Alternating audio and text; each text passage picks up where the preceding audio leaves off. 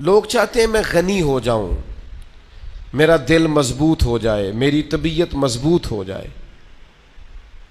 لوگ کہتے ہیں کہ اللہ تبارک و تعالی مجھے ذہنی قلبی آسودگی عطا کرے، میرے باطن میں روشنی پیدا کرے، میرا دل کو تسلی ہو جائے کہ اب سارے معاملات ٹھیک ہیں۔ لیکن کرتے کیا ہیں؟ وہ روز مال کماتے ہیں، کماتے جاتے ہیں، پیسہ اکٹھا کرتے ہیں، اکٹھا کرتے ہی چلے جاتے ہیں۔ ان کا خیال ہے کہ اس سے نہ مجھے تسلی ہو جائے گی کہ میں مالدار ہو گیا ہوں، سارے فرائض میرے ذمے جو تھے وہ ادا ہو گئے۔ شہرت کے پیچھے بھاگتے ہیں تو بھاگتے ہی رہتے ہیں۔ ہر وہ چیز، ہر وہ شخص، ہر وہ معاملہ انہیں چاہیے جس سے کچھ نہ کچھ ان کی شہرت میں اضافہ ہو، تو ان کو بھی غنا حاصل نہیں ہوتا، ان کے اوپر بھی وہ خاص کیفیت طاری نہیں ہوتی جو بندے کے دل کو غنی کر دیتی ہے، جو اس کے باطن کو روشن کر دیتی ہے، چونکہ انہوں نے روحانی قانون کے خلاف چلنا شروع کر دیا۔ دولت تو آپ جتنی کماتے جاتے ہیں اس کی بھوک بڑھتی جاتی ہے۔ اللہ کے حبیب علیہ السلام نے فرمایا سوائے قبر کی مٹی کے کوئی چیز ابن آدم کا پیٹ بھر سکتی، بھرتا ہی نہیں۔ آپ کی پیاس بڑھتی جاتی ہے، بھوک بڑھتی جاتی ہے، اور زیادہ حال میں مزید کی طلب بڑھتی جاتی ہے۔ تو اب اس پر کون سا قانون لگے گا کہ سینہ روشن ہو جائے، دل کو غنا حاصل ہو جائے، باطن نور علی نور ہو جائے؟ کون سا قانون لگے گا؟ تو اللہ تبارک و تعالیٰ نے ارشاد فرمایا، یہ سنن ابن ماجہ میں حدیث موجود ہے، سرور کائنات صلی اللہ تعالیٰ علیہ وسلم ارشاد فرماتے ہیں کہ اللہ تبارک و تعالیٰ فرماتا ہے، اب اس کو کہتے ہیں حدیث قدسی، جو فرمان اللہ تعالیٰ کا ہو بیان رسول اللہ صلی اللہ علیہ وسلم فرمائیں۔ اللہ تعالیٰ فرماتا ہے بندہ مومن سے، کیا فرماتا ہے؟ رب فرماتا ہے تو میری عبادت کے لیے فارغ ہو جا، میں تیرے سینے کو غنا سے بھر دوں گا، کشادہ ہو جائے گا سینہ۔ لیکن تو فارغ ہی نہیں ہو رہا، تو مصروف ہی بڑا ہے، تو کہتا ہے کام سے ٹائم ہی نہیں ملتا۔ اللہ کہتا ہے عبادت کے لیے فرصت نکال، میں تیرے سینے کو غنا سے بھر دوں گا۔ اور ارشاد فرمایا اگر تو ایسا نہیں کرے گا تو پھر میں تیرے ہاتھ کو مصروفیات سے بھر دوں گا، پر تیرا فقر ختم نہیں ہوگا، تیری بھوک نہیں جائے گی، تیرے اندر سے وہ طلب ختم نہیں ہوگی۔ تو اب روحانی قانون یہ ہے کہ آپ اپنے آپ کو عبادت کے لیے فارغ کریں گے تو اللہ تعالیٰ سینے کو کشادگی عطا فرمائے، انشراح صدر نصیب ہوگا، طبیعت میں ٹھہراؤ پیدا ہوگا، اطمینان آئے گا زندگی میں، زندگی خوبصورتی کے ساتھ آگے بڑھنے لگے۔ ایک دوست نے آتے ہی ایک بات کی طرف توجہ دلائی ہے کہ حجاج کرام اللہ کے گھر میں جا رہے ہیں، ان کے لیے کوئی بات آپ کہہ دیں۔ تو میں ان کے لیے تو اتنا ہی کہہ سکتا ہوں کہ وہ ہم سب کو اپنی دعاؤں میں یاد رکھے، وہ ہمارے لیے وہاں سے دعاؤں کا تحفہ جمع کر کے لائیں، نبی رحمت علیہ السلام کی بارگاہ میں جائیں تو ہماری طرف سے بھی وہاں درود و سلام عرض کریں۔ باقی جہاں تک مجھے اللہ نے موقع دیا ہے، یا میں اگر کسی کو کسی بات کی جانب توجہ دلاؤں گا تو میں اکثر حجاج کرام سے یہ عرض کیا کرتا ہوں، حج کرنے والوں سے، عمرہ کرنے والوں سے، حرمین شریفین کی حاضری دینے والوں سے، کہ جب بیت اللہ شریف کا حج کرنے جاؤ یا حضور کی علیہ السلام کی بارگاہ میں حاضری دینے جاؤ تو دو چیزیں گھر چھوڑ کے جاؤ اور دو چیزیں ساتھ لے کے جاؤ، اپنا غصہ اور آرام طلبی کا مزاج، یہ گھر چھوڑ کے جاؤ۔ اللہ تعالیٰ نے قرآن مجید میں فرمایا وَلَا جِدَالَ فِي الْحَجِّ، حج میں جھگڑا نہیں کرنا، غصے گھر چھوڑ کے جاؤ۔ اور یہ جو بعض لوگوں کا مزاج ہوتا ہے نا ہر وقت آرام پسندی کا، مجھے اپنی مرضی سے سونا ہے، اپنی مرضی سے اٹھنا ہے، یہ چیزیں ٹھیک نہیں ہوتی۔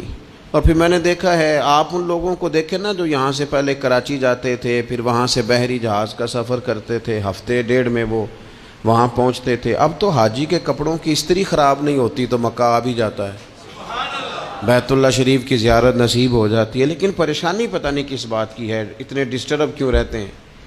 تو آرام کا مزاج اور غصہ، یہ دو چیزیں گھر چھوڑ کے جانی ہے، اور ساتھ کیا لے کے جانا ہے؟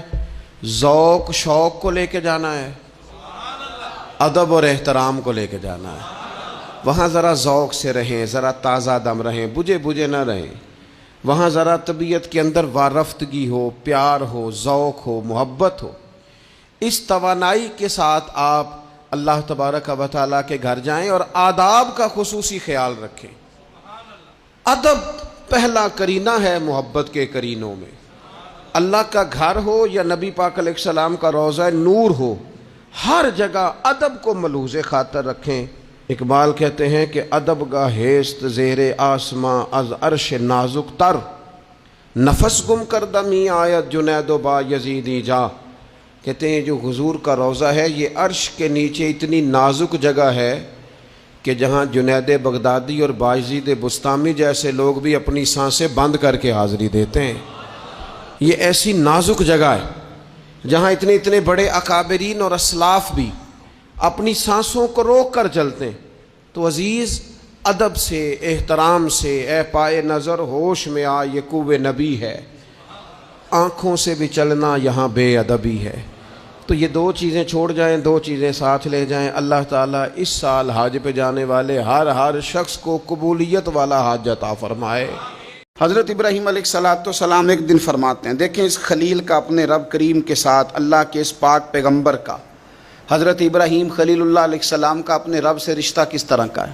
وَإِذْ قَالَ إِبْرَاهِيمُ رَبِّي أَرِنِي كَيْفَ تُحْيِي الْمَوْتَى۔ حضرت ابراہیم اپنے رب کریم کی بارگاہ میں عرض کرتے ہیں، مالک مجھے دکھا تو مردے کیسے زندہ کرے گا۔ کیفا، وہ کیفیت دکھا، وہ انداز کیا ہوگا۔ اللہ اکبر۔ قال اولم تؤمن، تو اللہ نے فرمایا کہ آپ کا یقین نہیں، آپ ایمان نہیں رکھتے۔ قال بلا ولکن لیطمئن قلبی، کہا مالک ایمان تو ہے پر میں اطمینان قلبی کے لیے پوچھ رہا ہوں تاکہ میرے دل کو قرار ہو جائے، میں وہ کیفیت دیکھ لوں، وہ کیفیت۔ امام غزالی وہ روایت لائے ہیں جس میں فرمایا کہ یقین اس طرح سیکھا کرو جس طرح تم قرآن سیکھتے ہو۔ یقین سیکھو، اطمینان قلبی حاصل کرو، آگے بڑھو۔ اگر کسی جگہ تم سمجھتے ہو کہ تمہیں کچھ سوالوں کے جوابات کی ضرورت ہے تو وہ تلاش کرو، لیکن یہ کہ اطمینان قلبی۔ مالک مجھے دکھا، تو میرے مالک نے کیا فرمایا، قال فخذ اربعۃ من الطیر، کہا 4 پرندے لے لیں آپ، فسرہن الیک، پھر انہیں اپنے ساتھ مانوس کر لیں، ثم اجعل علی کل جبل منہن جزءا، اور پھر ان کا ایک ایک ٹکڑا نا مختلف پہاڑوں کے حصوں پہ رکھ دیں، ہر پہاڑ پر ایک ایک ٹکڑا رکھ دیں۔ 4 پرندے لے لیں، 4 پرندے لے لیے حضرت ابراہیم نے۔ مفسرین نے لکھا ہے مور تھا، کبوتر تھا، کوا تھا، مرغا تھا، 4 پرندے لے لیے۔ آپ سے وہ پیار کرنے لگے، مانوس ہو گئے، پھر ان کو اللہ کے حکم سے ذبح کیا، کھال اتاری، ان کا قیمہ بنایا، گوشت کو آپس میں مکس کر دیا، پھر ان کو مختلف پہاڑوں پہ رکھا ایک ایک جز، پھر فرمایا ثم ادعوہن یاتینک سعیا، پھر آپ نہ وہاں رکھ کے ان کو بلائیے، وہ آپ کی طرف دوڑتے ہوئے چلے آئیں گے۔ ان کا قیمہ بنا دیا، گوشت مکس کر کے جناب ابراہیم نے مختلف پہاڑ کے حصوں پہ رکھا، پھر آواز دی، جس کا ٹکڑا تھا وہ وہاں سے چلا، جس کے پر تھے وہ وہاں سے چلے، وہ زندہ ہوئے اور چاروں دوڑتے ہوئے جناب ابراہیم کی بارگاہ میں حاضر ہو گئے۔ اب میرے رب کریم نے فرمایا وَعْلَمْ أَنَّ اللَّهَ عَزِيزٌ حَكِيمٌ، جان لو کہ اللہ تعالیٰ سب سے غالب حکمت والا ہے۔ اسی طرح صبح قیامت اللہ تبارک و تعالی مردوں کو زندہ کرے گا، قبروں سے نکالے گا، وہ اپنے اپنے قبروں سے نکلیں گے، ان کی ہڈیاں جوڑی جائیں گی۔ کیف تکفرون باللہ وکنتم امواتا فاحیاکم ثم یمیتکم ثم یحییکم ثم الیہ ترجعون، تم کیسے انکار کرتے ہو اپنے رب کا، حالانکہ تم مردہ تھے، اس نے تمہیں زندہ کیا، پھر تمہیں مارے گا، پھر تمہیں زندہ کرے گا، ثم الیہ ترجعون، پھر تم اسی کی طرف لوٹ کر جاؤ گے۔